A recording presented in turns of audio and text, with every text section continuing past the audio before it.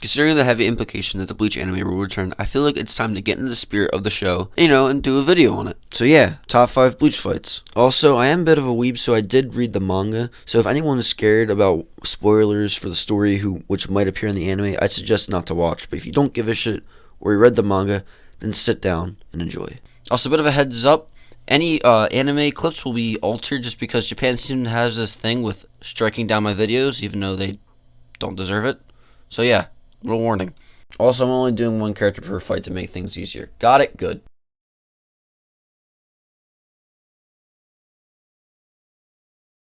Starting off this list, we have a manga-only fight with everyone versus Orden, and by everyone I mean Kenpachi, Toshiro, and Byakuya. I don't really have much to say other than the fact that this fight's really entertaining. The reveal of Kenpachi's Bankai, which has been built up for the entirety of this arc, is honestly just spectacular. Even if in the fight, Kenpachi doesn't really amount to much, but it's still really entertaining to see. And then we get the reveal of Toshiro's Bankai. Holy shit, is it awesome. The aesthetics and the abilities that Toshiro gains are just really cool.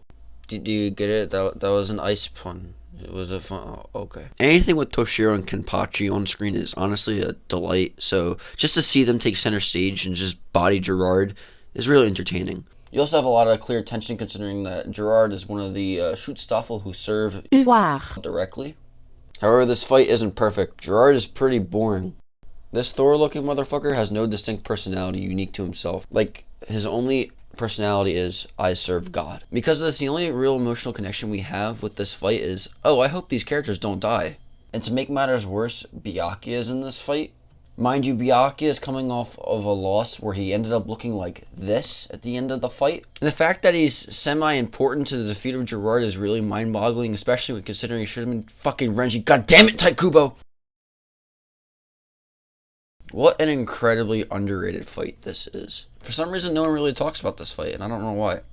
Especially considering everything happens that builds up to this fight. With Uryu's personal hatred of the Shinigami is brought out in its fullest with the reveal that Mayuri is the reason why his grandfather is actually killed. So with that already, our emotional connection to the fight extends far beyond just, oh, I hope this character doesn't die. We also get to see how truly sick and twisted Mayuri is, so we as the audience is constantly rooting for Uryu. Just beat the living shit out of this guy. During this fight, we also get to see During this fight, we also get to see Uryu's Volstagg and actually get to learn the first time what a Volstagg is.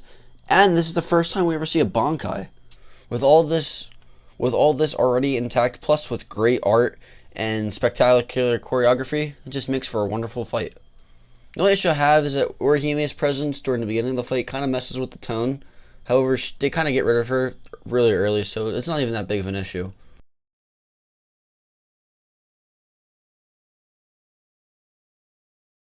Now this is a pretty entertaining fight.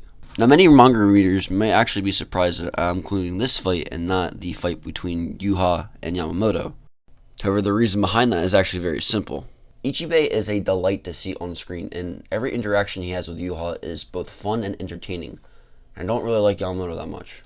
While Ichigo displays this childish yet wise demeanor similar to the way that Yoda is in Star Wars, yet distinct enough to be its own thing, Yamamoto is just Hiruzen, but a dick. But now into the actual fight. The tension is set pretty high considering who we know Yuha and Ichigo to be. Yuha is the leader of the Quinces, who are the main antagonists of this arc, and from what we have already seen, he is stronger than every GOTY 13 member in their current states at that point. Now Ichigo is a character who is not only the leader of the Zero Squad, which is a member of the GOTY 13 who can body every single captain that we've seen thus far, but is also tasked with guarding the husk that is the Bleach God. So now that the tension is set beforehand for an excellent battle, we get into the fight itself. The conceptual abilities that Ichigo possesses through the use of names and power is really interesting and something we have not seen in the series thus far. As we see Ichigo's abilities evolve, we get to see each of his powers showcased thoroughly. An example is when Ichigo tags Yuha's arm, and because he alters the name of arm to R, he actually halves Yuha's power. Halves Yuha's powers. Try saying that 5 times fast. Halves Yuha's powers. Halves Yuha's powers. Well, guess I can. Then there's the ability that Ichigo possesses that if you say his name and he doesn't want you to, he can crush your throat, which is pretty interesting. During this fight, we also have the mystery of what Yu-Ha's special ability is, considering that every Quincy we've seen fight has had a special ability. And we are actually revealed Yu-Ha's ability after Ichigo nearly kills him, and his ability is actually to manipulate his future and to alter futures to which he has died. Then Yu-Ha just does this to Ichigo. What a breathtaking fight. Fun fact, whenever I read Bleach and I read Yu-Ha, I always imagine his voice being that of Josh Brolin.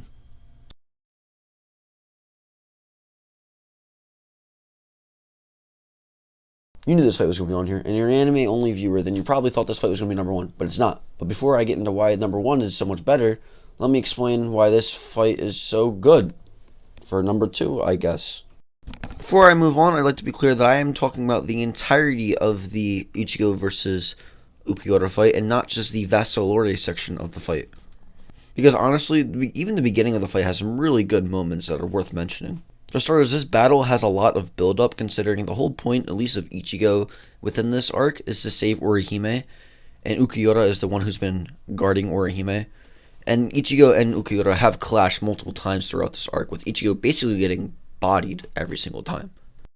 So seeing Ichigo battle Ukiura for the first time on equal terms is actually pretty satisfying. Even more satisfying, I would argue, than the Grimmjow fight. So we get the payoff for Ichigo's training in this awesome spectacle until eventually Ukiura flexes a bit too hard and just beats the living shit out of Ichigo. Then we get the reveal of the Vassalorte, the hollow within Ichigo that has been foreshadowed back even in the Soul Society arc. Then at the end of the fight we have the payoff for Ukiura, where in death he ironically finds true meaning in life, considering his whole character is supposed to be reflective of nihilism. So we get some really neat character stuff, plus we get pretty colors and just an overall entertaining fight to watch. Definitely the best fight in the anime, and my number 2 fight in overall.